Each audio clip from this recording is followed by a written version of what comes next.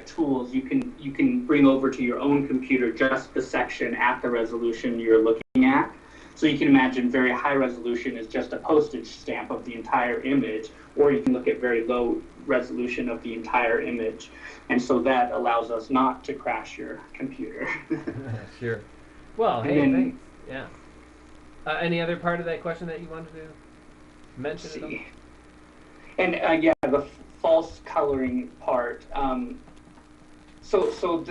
Those CCDs, as I mentioned, are red, blue, green, and near infrared, and then they're processed here on the Earth, and then we layer them, and then they create these nice false color images. For high-rise, the false color just allows us to see differences in composition, not necessarily what that composition is. So sometimes if you see something blue in our images, it means it's basalt, it's volcanic. But it can also mean that it's ice, if it's really light blue and you're in the right area on Mars.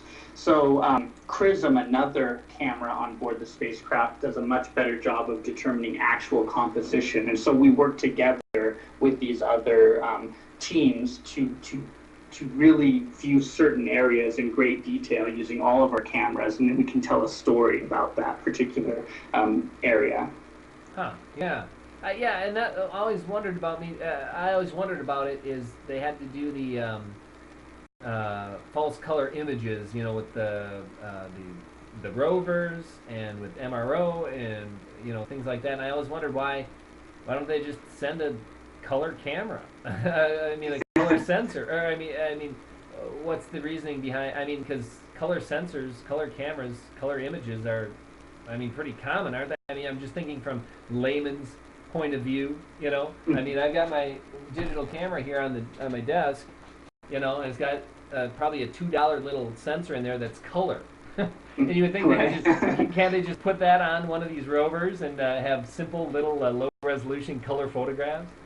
Well, it's actually a difficult problem for a number of reasons. One is just calibrating the camera. A digital camera here on the Earth, you know, a consumer one, it's calibrated okay, Yeah. but it wouldn't be calibrated for the conditions on Mars. Colors could potentially be slightly different just because the atmosphere is different there, the sun is And the less temperature, I intense suppose. there. The temperature is different. I mean, those are all kind of minor things. But to get good natural color, you also need an array of tools to help calibrate your camera. So Phoenix, for example, on its body, there's a little disc of known colors I've on seen this those. disc. Right. Yeah, I've seen those. They've got several of them, in fact. Yeah, and so from there, they're able to calibrate those images. In the scoop itself, they can't do that, so they do a different technique. They have 3 LEDs, red, blue, and green, I believe it is, and they shine those lights at different times and take a picture, and then so they have 3 images of the same place but in a different color, and then they merge those 3 into something closer to what you and I would see. Ah. All right. Well, that's one. Boy, Richard, thanks for explaining all of the, giving us an impromptu space exploration chat on this Sunday evening update. Very, very interesting stuff, and it's neat to see an Immortality Institute member involved in such interesting science out there. I mean, of course, you know, we are all, you know, involved in the anti-aging science end of things. We are advocates, but you know, like my day job, your day job, it's always pretty interesting to find out what people are doing out there. Yeah. But anyway, hey, thanks a lot for stopping by and explaining all of that, Richard. It's one of my favorite topics, space exploration.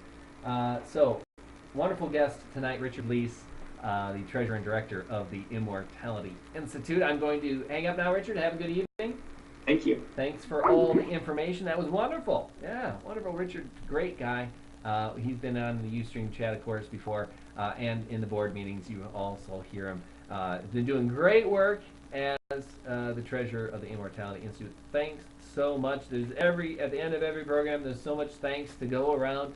Thanks for everyone who stopped in and tuned in for the program tonight. Sorry about the guests. You know, it seemed that we had everything lined up for this evening, but you never know. People get busy, and over in the UK, it's, of course, almost midnight. So, you know, perhaps it got a little late. Professor Warwick was a little tired. Yeah, I mean, that could be a possibility. So never know. But perhaps in the future we'll have Professor Warwick on again. Maybe a better time, maybe a different time or a different day would work better for him. But I'll try. I'll try to get him on. But be sure to tune in next week. Again, we'll have an update on everything. As far as thanks for stopping in. Hey, Brainbox, good to see you stopping in, and John and Wybit and Matt and Elron. And thanks to Richard for all the wonderful space exploration news and information that he brought to us tonight. Oh, another thing for the longevity meme folding at home team, I want to thank Michael Cooper, DNA mechanic, you know him by, and in the Immortality Institute forums. DNA mechanic, super job keeping everything organized and keeping track of all the participants in the Folding at Home prize. So yeah, remember that at the end of the month we'll be handing out some money for those who folded the most, and then begins a new quarter for the Folding at Home prize competition.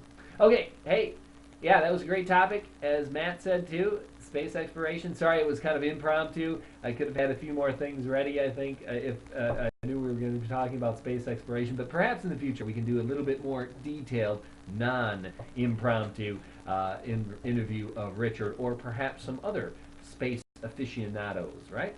But that's going to be it for this Sunday evening update on June 8th.